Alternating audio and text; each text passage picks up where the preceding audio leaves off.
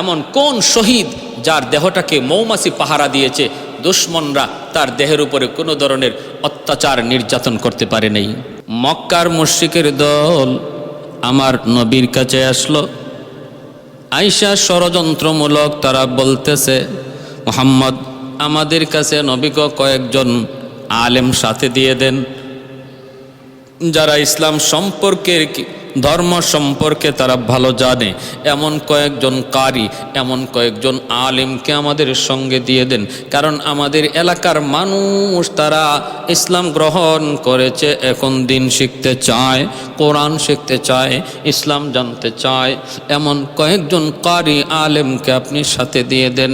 আল্লাহর নবী 10 জন কারি আলেমকে তাদের সাথে দিয়ে দিলেন, আমির বানায়া দিলেন হযরত আসিম রাদিয়াল্লাহু তাআলা আনহুকে। হযরত আসিম রাদিয়াল্লাহু তাআলা আনহুকে তিনি আমির বানায়া দিলেন। চলছেন কাফিরদের সঙ্গে, ওরা প্রায় 200 জন। মদিনার অদূরে যাওয়া মাত্রই নবীর 10 জন সাহাবী তারা টের পেয়ে গেলেন তারা ষড়যন্ত্রের শিকার। পাহাড়ের অপর প্রান্ত থেকে তাদের উপরে কঠিনভাবে আক্রমণ শুরু হয়েছে। হযরত আসিম রাদিয়াল্লাহু তাআলা আনহু বলেন, প্রাণে বাঁচার জন্য পাহাড়ে আশ্রয় নাও। দ্রুত করে আমরা পাহাড়ে আশ্রয়, তারা পাহাড়ে আশ্রয় নিলেন। পিছন এইবার পাহাড়ের নিচ থেকে দুশমনরা তাদের দিকে তীর মারতে লাগলো।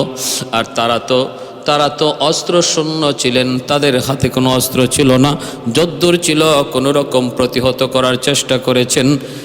10 জনের ভিতরে 7 জন শহীদ হয়ে গেলেন, আর আছেন মাত্র 3 জন। চতুর্দিকে দুশমন বৃষ্টির মতো তীর মারে।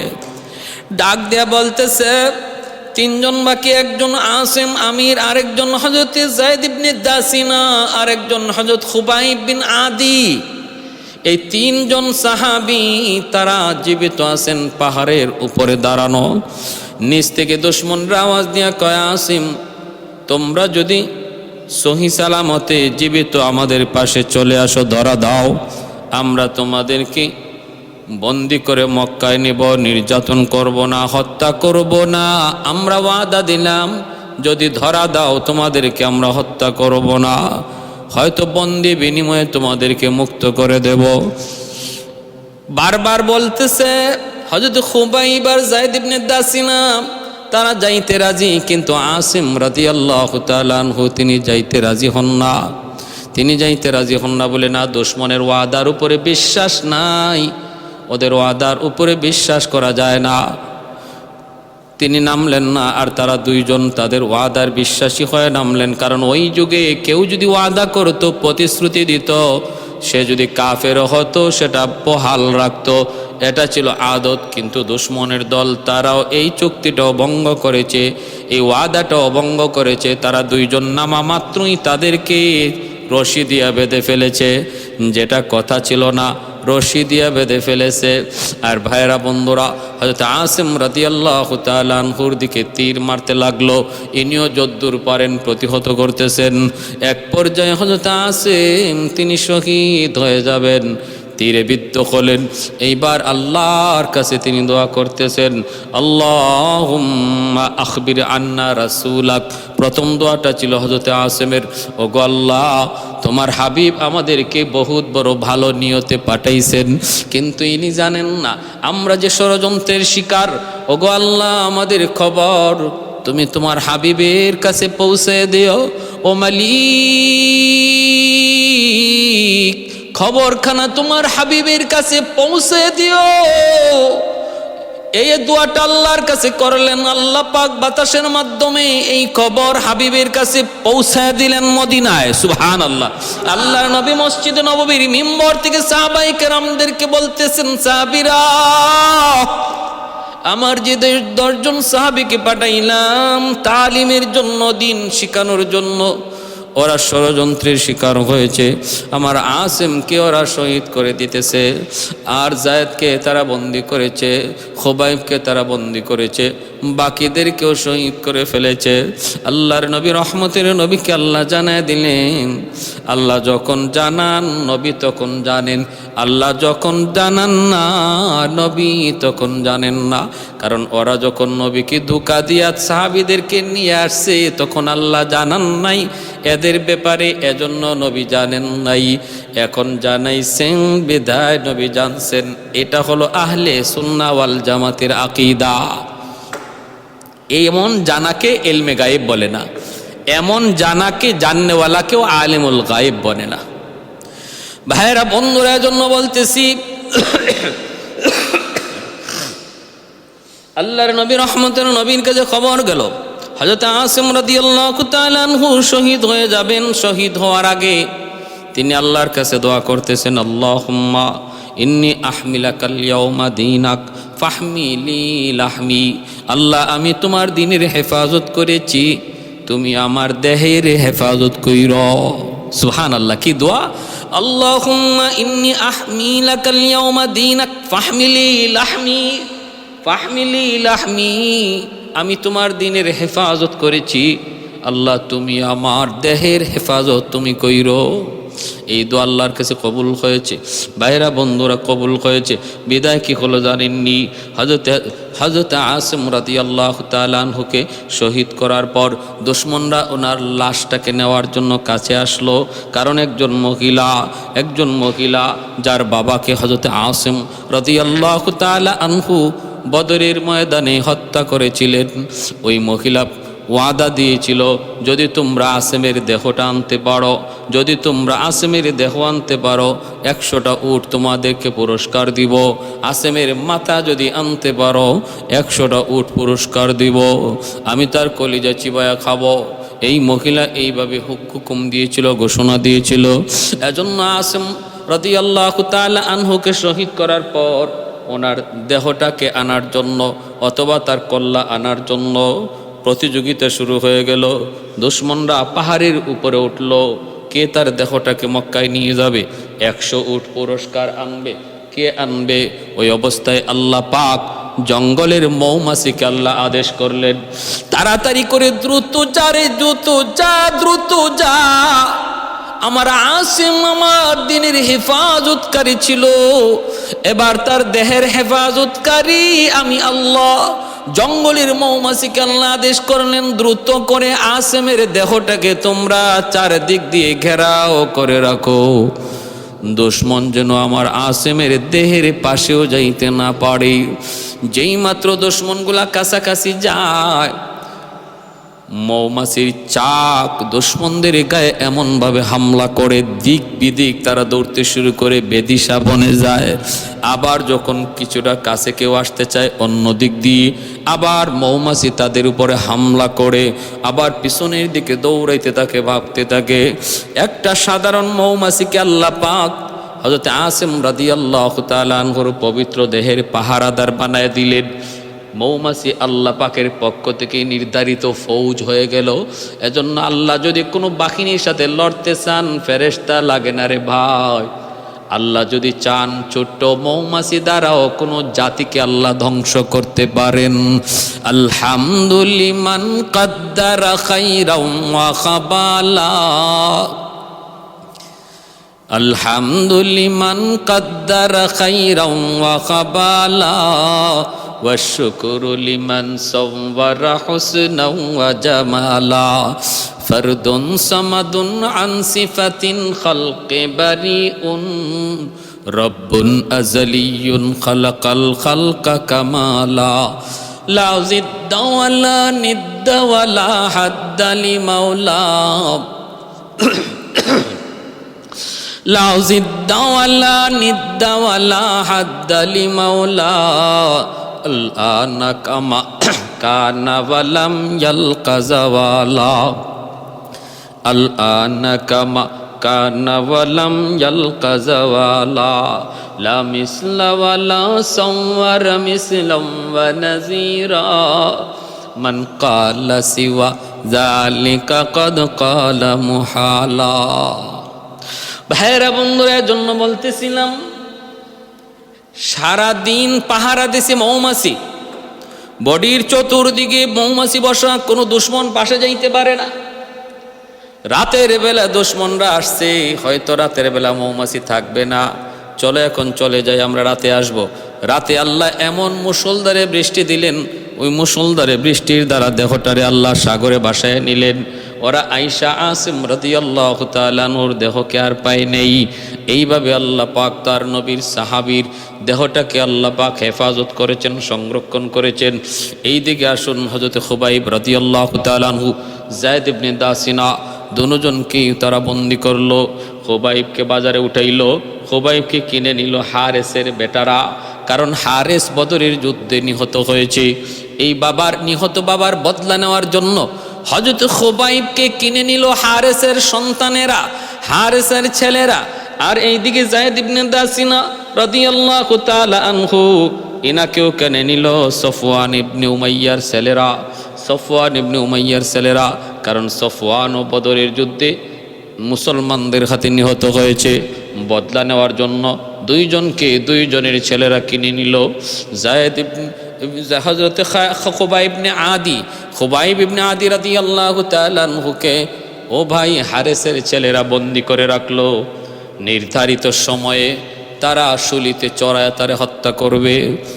আরবে ঢোল পিটানো হলো, ঢোল, এত তারিখে খুবাইবকে শুলিতে চড়ায়া শহীদ করা হবে, হত্যা করা হবে। ঘরে ঘরে আওয়াজ পৌঁছায় দেওয়া হলো, সবাই জেনে গেল। আর এক জায়গায় বন্দি করে রাখলো। ভাইয়েরা, বন্ধুরা, ওই হারেসের একটা মেয়ে ছিল যার নাম ছিল জয়নব।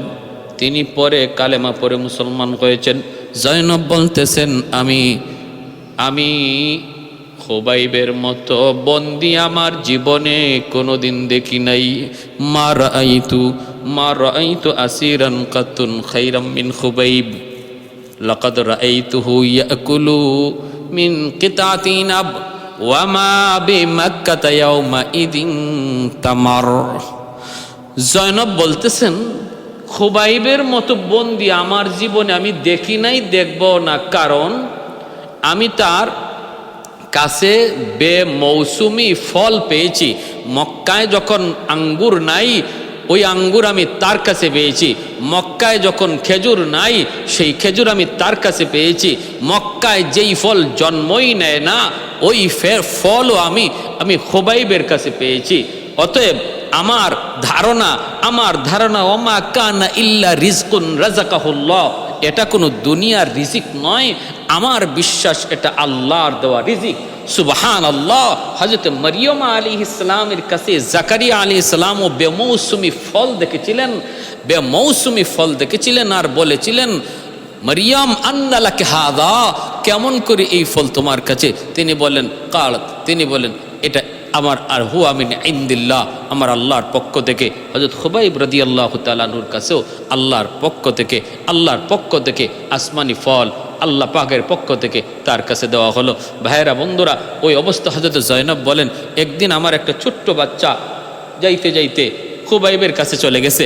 অথচ খুবাইবের কাছে তখন একটা খুর ছিল, যে খুরটা সে আমার কাছ থেকে চেয়ে নিছে যেন পরিষ্কার হয়, আগামীকাল তারে শহীদ করা হবে, আগামীকাল তারে শুলিতে চড়ানো হবে।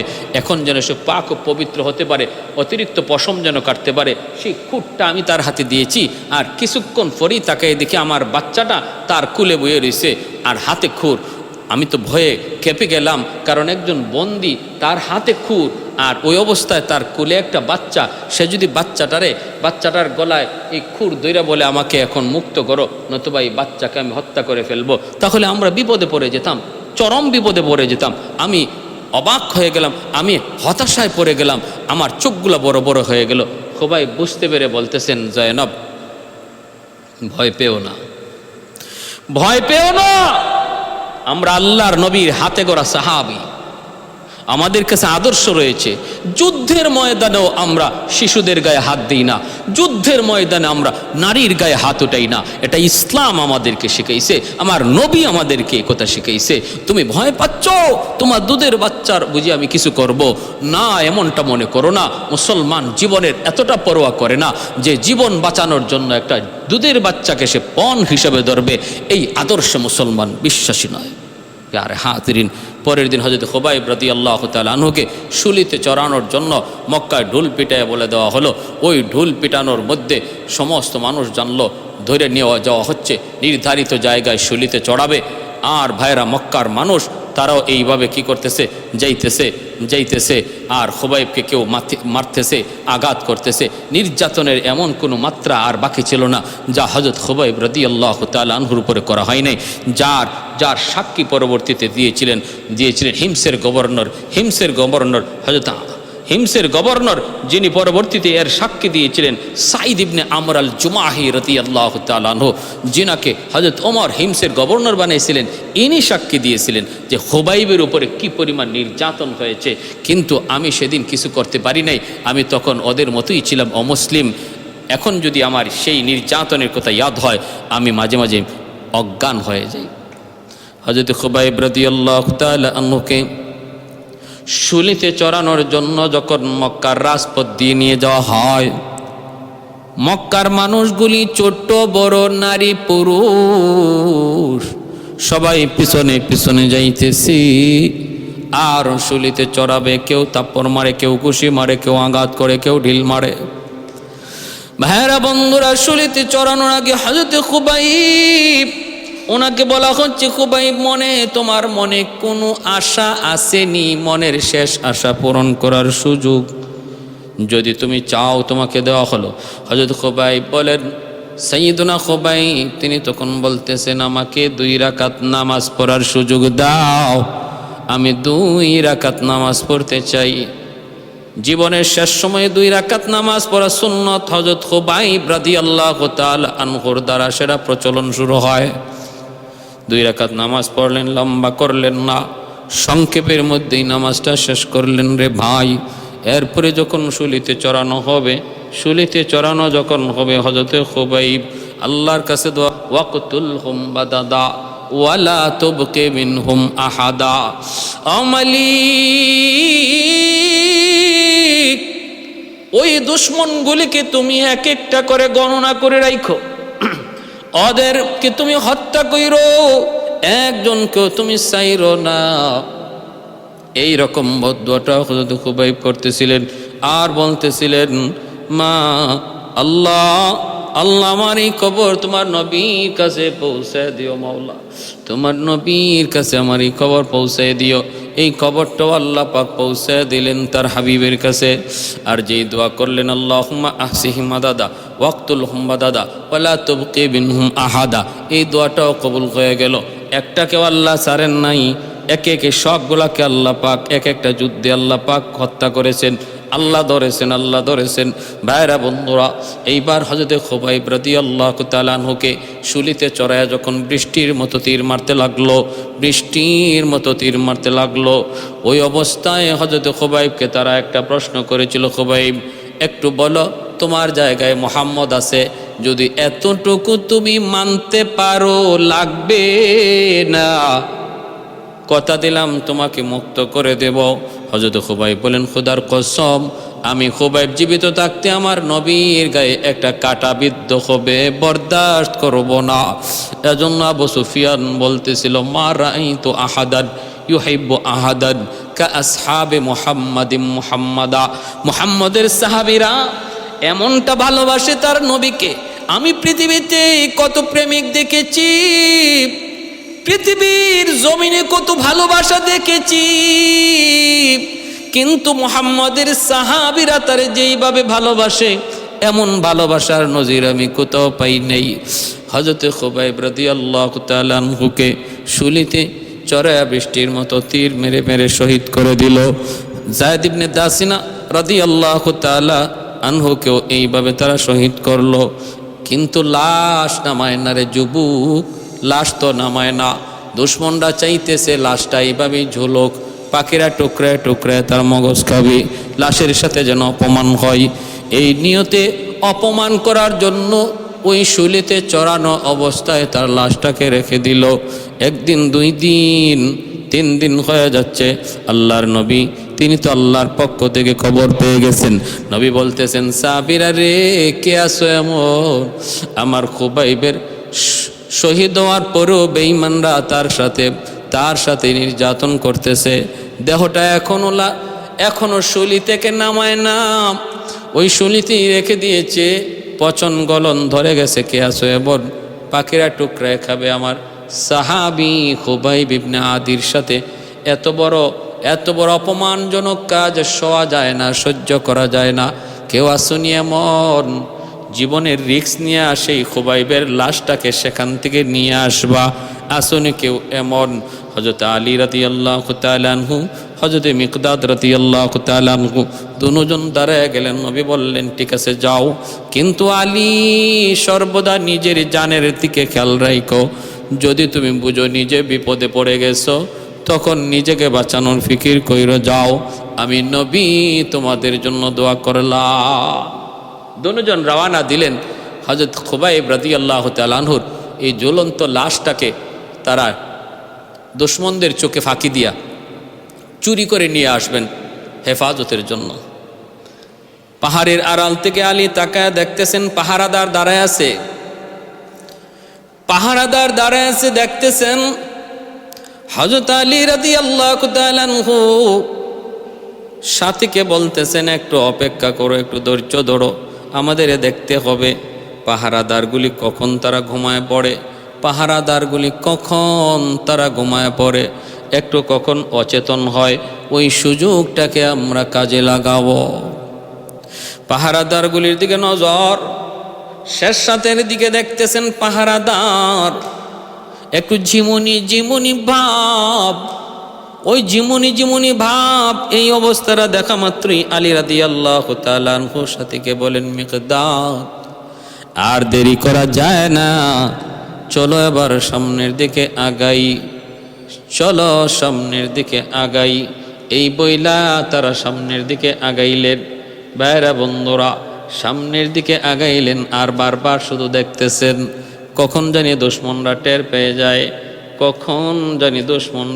পেয়ে যায়, এজন্য সামনের দিকে আগাইতেছেন অত্যন্ত সতর্ক অবস্থায়। যাইতে কাছাকাছি চলে গেলেন। ঘোড়ার উপর থেকে হযরত আলী তলোয়ার দিয়া খুবাইবের ওই ঝুলন্ত লাশের রশিটাকে একটা কোপ দিয়া ছিঁড়ে ফেললেন। তারপরে নিজের কোলে নিয়ে সামনের দিকে দৌড় দিলেন। ঘোড়ার উপরে সওয়ার হইয়া সামনের দিকে দৌড় দিলেন। মিকদাদ তিনিও একসাথে দৌড় দিলেন। পাহারাদারগুলি টের পেয়ে গেল, সাথে সাথে পিছু নিল, তারাও পিছনে নিল। বৃষ্টির মতো তীর মারতে লাগলো দুশমন, বৃষ্টির মতো। সামনের দিকে আলী আর মিকদাদ। হযরত আলী রাদিয়াল্লাহু তাআলা আনহুর এক হাতের মধ্যে খুবাইব ইবনে আদি রাদিয়াল্লাহু তাআলা আনহুর ওই দেখো একজন শহীদের মরা দেখো, একজন শহীদের ওই দেহ, যেই দেহটাকে মনে করি আমরা মৃত, কিন্তু আল্লাহ বলেন মৃত নয়। ওয়ালা তাকুলু লিমান ইউকতালু ফি সাবিলিল্লাহি আমওয়াত বাল আহইয়াউন ওয়ালাকিন লা তাশউরুন।